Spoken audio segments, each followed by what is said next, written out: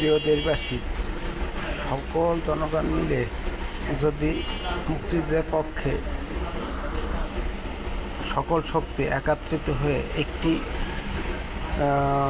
দলকে নিবন্ধিত যে কোনো দলকে একত্রিত করে যদি সরকার গঠন করতে সুযোগ দেয়, তাহলে সেটাই আমার মতে, ব্যক্তিগত মতে সুবিধে হবে।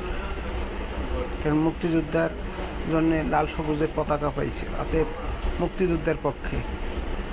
যারা নিবন্ধন নাই তাদের কথা বলতেছি না, যারা নিবন্ধন থাকবে তাদের মধ্যে যেমন অনেক দল, বিএনপি আছে, তারপরে জাতীয় পার্টি আছে, তারপরে গণ অধিকার আছে অনেক, তারপরে আপনার গামছা আছে অনেক মুক্তিযুদ্ধের, কিন্তু মুক্তিযুদ্ধের বিরুদ্ধে যারা, তাদের নিয়ে কোনো নেই।